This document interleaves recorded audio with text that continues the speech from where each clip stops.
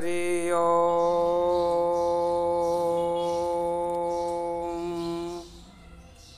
ओंकार बिंदु संयुक्तं नित्य ध्यायन्ते योगिनः कामदं मोक्षदं चैव ओंकाराय नमो नमः।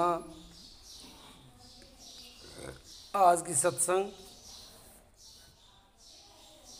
योग दर्शन प्रदीप के आधारित विशेष करके योग साधकों के लिए जो साधना करना चाहता है, साधना करके जो सिद्धि प्राप्ति करना चाहता है, अपने मानव जीवन की ऊंच शिखर पर पहुंचना चाहता है, उनके लिए ये योग संबंधी सत्संग बहुत विशेष है और बहुत लाभकारी है। उनको विशेष इसमें ध्यान देना चाहिए। तो आज का जो सत्संग है वो पहले यम नियम का सत्संग हो चुका है। यम नियम के बाद में आसन आते हैं। तो आसन तो कई प्रकार के हैं और उनका करने का अभ्यास भी भिन्न भिन्न है और उनका लाभ भी भिन्न भिन्न है। तो उसमें कई आसन ध्यान करने के लिए जो आसन है वो भिन्न है और दूसरी जो क्रिया योग के आसन है वो अलग है। और आसनों के 4 विभाग किए गए हैं। कुछ आसन ऐसे हैं जो खड़े होकर के किए जाते हैं, कुछ आसन ऐसे हैं जो बैठ करके किए जाते हैं, कुछ आसन ऐसे हैं जो पेट के बल पर किए जाते हैं और कई आसन है वो पीठ के बल पर किए जाते हैं। तो उसमें कई आसन हैं पूर्व करके किए जाते हैं, कई आसन रेचक किए जाते हैं और कई आसन है कुंभक के द्वारा किए जाते हैं।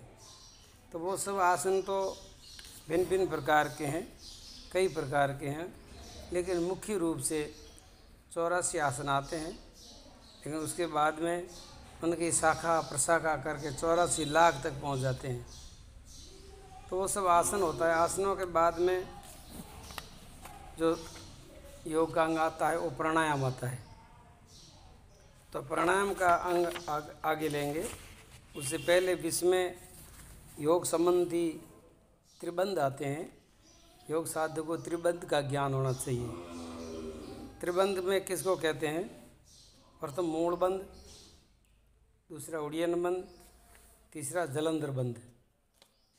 ये योग साधक को त्रिबंध लगाना बहुत ज़रूरी है। ये प्राणायाम के साथ में भी त्रिबंध लगता है और ध्यान की अवस्था में भी मूल बंध वगैरह लगा करके जीवन की ऊर्जा को ऊपर उठाया जाता है। ये त्रिबंध मूल इसका लाभ ये है कि अपने जीवन की जो ऊर्जा है, जीवन की जो शक्ति है, जीवन की जो दिव्य चेतना है, वो हमेशा के लिए नीचे के केंद्रों में ही बहती है और नीचे के केंद्रों में बहती है, इसीलिए वो हमेशा के लिए संसार की तरफ जाती है। वो ऊर्जा नीचे के केंद्रों में जाती है तो वासना का रूप बन जाती है। वही ऊर्जा फिर संसार के विस्तार में संयोग बनती है। अनेक प्रकार की योनियों का विस्तार होता है, अनेक प्रकार के जन्मों का कारण बनती है। अनेक जन्मों तक वो संस्कार के आधारित वो चेतना बहिर्मुखी होकर के बाहर भटकती रहती है। उसी चेतना को इन बंधों के द्वारा अंतर्मुखी की जाती है और उन्हीं चेतना को, जीवन ऊर्जा को नीचे के केंद्रों से ऊपर उठाते आज्ञा चक्र से लेकर के सहस्त्रचार चक्र तक वो चेतना को पहुंचाई जाती है। और आज्ञा चक्र में जब चेतना पहुंचती है वहाँ शिव और शक्ति का मिलन होता है। उससे पहले शक्ति अकेली बाहर की यात्रा करती है। वो शक्ति जब ऊपर उठती है, जिसको प्राण ऊर्जा भी कहते हैं, प्राण शक्ति भी कहते हैं, कुंडलिनी शक्ति भी कहते हैं, ये हमारी जीवन की शक्ति है। उस शक्ति को ऊर्ध्वगामिनी ऊपर करने के लिए योग में त्रिबंध बताया है। तो त्रिबंध पहले बताया मूल बंध। वो मूल बंध सिद्ध आसन में बैठ करके गुदा एवं लिंग के द्वार के बीच में जो भाग है उनको एड़ी के द्वारा दबा करके पकड़ा जाना चाहता है और उस मूल बंध कर को ऊपर खींचना होता है। इसको कहते हैं मूल बंध। तो मूल बंध का लाभ क्या बताया है? उस जीवन ऊर्जा को ऊर्ध्वगमन होकर के प्राण के साथ एक होती है, मूलाधार चक्र को जागृत करता है, कुंडली शक्ति जागरण करने में सहायता करता है, कोष्ठबद्धता बवासीर को दूर करता है, जठराग्नि को तेज करने में ये बहुत उत्तम है और वीर्य को ऊर्ध्वगामी बनाता है। इसलिए साधक ऊर्ध्ववेता बन जाता है। वो साधक ब्रह्मचर्य का पालन सहजता से प्राप्त कर सकता है।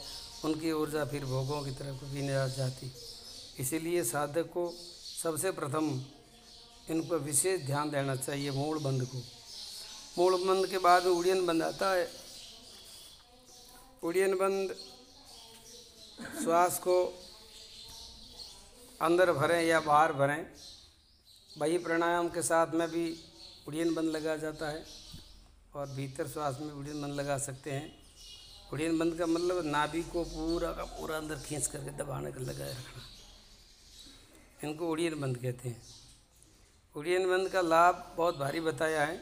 पेट के समस्त रोग दूर तो होते ही हैं, प्राणों को जागृत करके मणिपुर का शोधन करता है और जठराग्नि को तेज करता है तथा भूख और प्यास को बढ़ाता है और प्राण को ऊपर उठाता है। जैसे पक्षी उड़ता है ऊपर, ऐसे अपने को ध्यान की अवस्था में ऐसा लगेगा कि जैसे हम ऊपर उड़ रहे हैं, कोई आकाश में ऊपर उठ रहे हैं, ऐसा अंदर से महसूस होगा। ये उड़ियन बंध से होगा। उनके बाद में आता है जलंधर बंध। जलंधर बंध भी किसी भी पद्म आसन में या सिद्ध आसन में बैठ करके, ध्यान का आसन हो कोई भी, श्वास को अंदर फेफड़ों में भर करके दोनों हाथ घुटनों पर, अब इस थोड़ी को इस कंठ कूप में दबा करके रखें। ऐसे कमर सीधी रख करके ये थोड़ी यहाँ दबाएं और अपनी दृष्टि को भूमध्य में रखें, आज्ञा चक्र में रखें। छाती ज़्यादा आगे नहीं आनी चाहिए, सीधी सम अवस्था में रहेगी। इसको कंठ बंद कहते हैं। कंठ बंद स्थान में नाड़ी जाल को बांधे रखना है, इसीलिए इनका नाम जलंधर बंध है। कंठ में, कंठकूप में ठोड़ी को दबा करके यथाशक्ति उस कुंभक को करें। वो कुंभक बाहर कुंभक भी किया जा सकता है और आंतरिक कुंभक भी उसमें किया जा सकता है। दोनों तरफ में भी किसी भी प्रकार के विधि के अनुसार करना होता है। और ये सारी जो विशेष क्रिया हैं, ज़्यादा विशेष लाभकारी जो क्रिया हैं, तो वो गुरु के सानिध्य में की जाती है, तो उनको बहुत बड़ा लाभ मिलता है। अच्छा मार्गदर्शन के द्वारा किया जाता है तो उनको जीवन में कोई शंका नहीं होती है, उनकी श्रद्धा बढ़ती जाती है। तो इसलिए इन तीनों बंधों को एक साथ में लगा करके करना। अच्छा, ये जलंधर बंध का जो लाभ बताया है, उसका कंठ मधुर होना, ईड़ा पिंगला के द्वारा बंद होने पर प्राण सुषुम्ना में प्रवेश होना, गले के सभी रोगों में लाभ, थायराइड व टांसिल जैसे ग्रंथियों में बहुत लाभकारी होता है और ये विशुद्ध चक्र की जागृति करता है। आज्ञा चक्र की, ये कंठ कमल की जागृति करता है। इनको विशुद्ध चक्र कहते हैं। इनकी जागृत होती है तो भीतर की कोशिकाएं सक्रिय होकर के सही यथार्थ काम करती है। तो ये सब त्रिबंध को एक साथ में जब लगाया जाता है, उनको कहते हैं महाबंध। योगी इस महाबंध को योगी लोग लगा करके इनका पूरा लाभ लेते हैं। ये तीनों बंध एक साथ में लगाए जाते हैं। आंतरिक कुंभक के साथ भी लगा सकते हैं और बाहरी कुंभक के साथ भी लगा सकते हैं और इनका बहुत बड़ा भारी लाभ है। प्राणों का ऊर्ध्व गति होना, वीर्य की शुद्धि होकर के संपूर्ण शरीर को, मन को, बुद्धि को बलवान बनाना और महाबंध से ईड़ा पिंगला सुषुम्ना का संगम होता है। मतलब हमारे जीवन में 3 नाड़ियाँ हैं, बहुत उपयोगी है। वैसे तो बहुत करोड़ नाड़ियाँ हैं, उससे भी ज़्यादा है, लेकिन विशेष करके योग मार्ग साधक के लिए इन 3 नाड़ियों का ज्ञान होना बहुत ज़रूरी है। ईड़ा, पिंगला और सुषुम्ना। जो डाबा अंग है उसको कहते हैं ईड़ा नाड़ी, ये चंद्रमा का घर है। जो दाहिना है वो पिंगला नाड़ी है वो सूर्य का घर है, और दोनों के जो मध्य मार्ग है वो सुषुम्ना का है, वो परमात्मा की प्राप्ति का मार्ग है। वो अध्यात्म मार्ग में योगी सुषुम्ना के द्वारा ऊपर की यात्रा, अमरलोक की यात्रा करते हैं। इसलिए इन 3 नाड़ियों का वहाँ संगम हो जाता है और योगी भीतर ध्यान की अवस्था में अमृत का पान करता है, दिव्य रस का पान करता है, दिव्य दर्शन का आनंद लेता है, दिव्य नाद का श्रवण करता है। ऐसे कई प्रकार के भीतर की अलौकिक चमत्कार अंदर जागृत होते हैं, लेकिन ये होते हैं ये ध्यान की अवस्था में, बिना ध्यान के नहीं होती। इसीलिए साधु को हमेशा के लिए इन 3 त्रिबंधों का अभ्यास करते हुए अपनी साधना में अग्रसर हो, अपनी साधना को ऊर्ध्वगामी बनावे, अपनी साधना को सफल बनावे। सारे योग साधकों को इस पर ध्यान देना चाहिए और इन साधना में आगे बढ़ना चाहिए। और भी कोई योग साधक हो तो उनके विषय में भी उनको भी आगे से आगे बात बता सकते हैं, ताकि और किसी को लाभ हो। आज की सत्संग का यहाँ विश्राम। बोलिए सच्चिदानंद भगवान की जय हो।